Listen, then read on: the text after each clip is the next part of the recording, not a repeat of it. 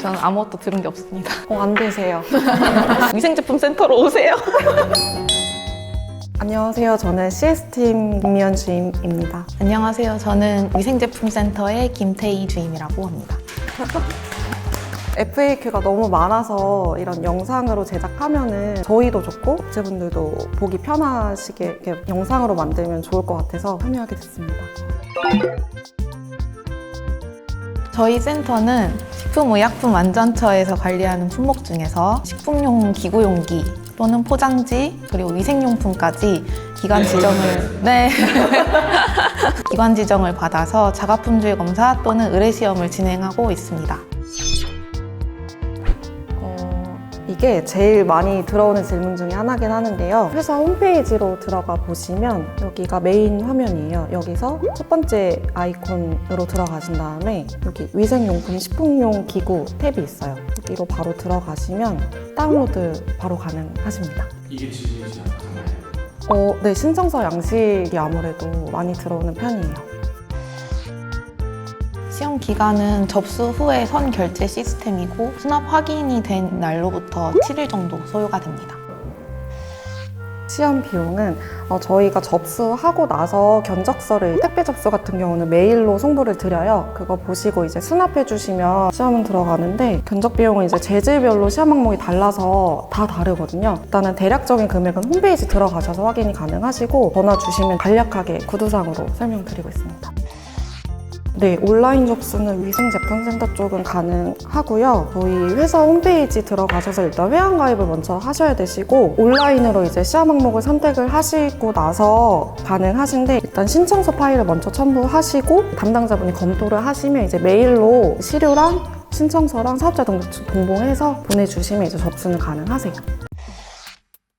의뢰인 란에 보시면은 업소명이랑 소재지 사업자 등록번호 이렇게 적혀져 있는데 사업자 등록증과 동일하게 작성을 하시면 되시고요. 이메일란에는 추후에 참고 성적서가 그쪽으로 발송이 되니까 메일 주소를 정확하게 작성을 해주시면 됩니다. 시험 검사 목적 부분을 가장 많이 헷갈려서 하는 것 같은데 자가품질 위탁검사 같은 경우에는 시험 결과의 적부 판정 검사이고 검사 결과가 식약처에 통보가 된다는 점 미리 알고 계시면 될 것 같습니다. 또 주의사항 같은 경우에는 자가품질 위탁검사용은 불합격 시에는 해당 업체의 제품 전량 회수 및 폐기 등 불이익이 발생할 수 있으니까 이 점 참고하시면 좋을 것 같습니다. 처리기한 같은 경우에는 영업일 기준으로 7일이고 그다음에 신속히 검사를 받으셔야 된다 하면은 지급으로 신청을 해주시면 됩니다. 3일과 7일의 약간 일수 차이인 거죠? 네네 맞습니다. 지급은 수수료가 또 2배예요. 일반 네. 건에 대해. 자가검사 같은 경우에는 제품명이랑 제조 일자는 필수적으로 기입을 해주셔야 합니다.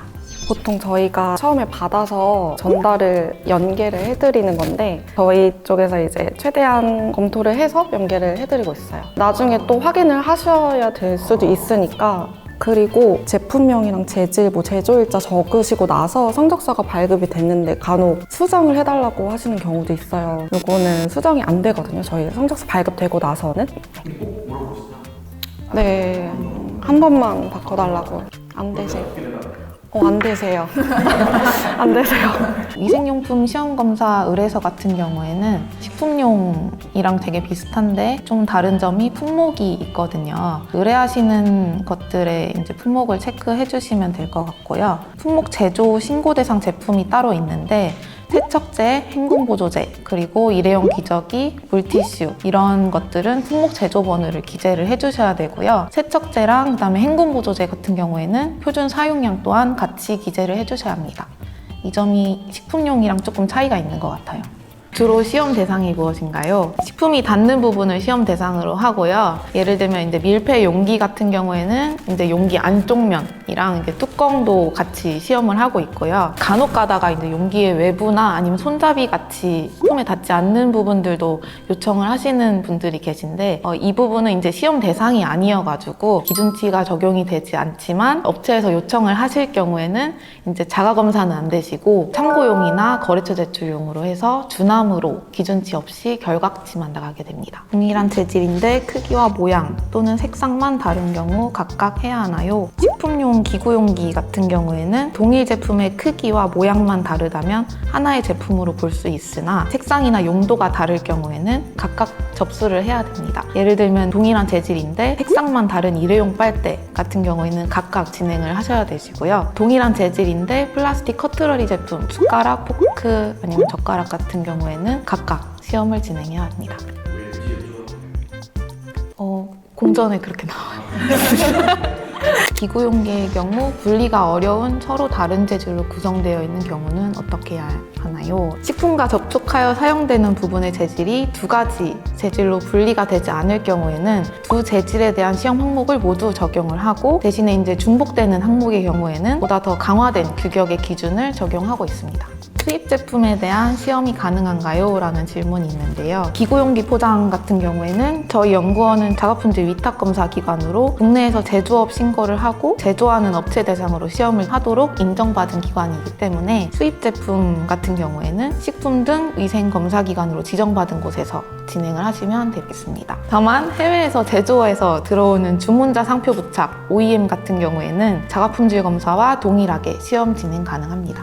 성적서 갱신 기간이 따로 있는지에 대한 질문인데요. 참고용이나 거래처 제출용은 법정 검사가 아니기 때문에 유효 기간이 따로 없고 자가품질 위탁 검사용은 제조일자로부터 6개월에 한 번씩 진행을 꼭 하셔야 되세요. 그리고 위생용품 쪽은 세척제나 일회용 기저귀 품목이 있어요. 3개월에 1회 주기로 꼭 검사를 하셔야 되세요.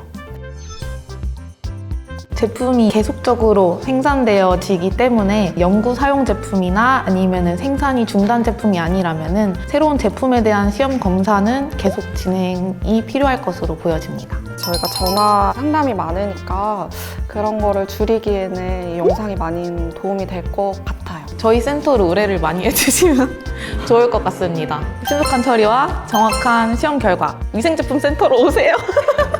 감사합니다. 감사합니다.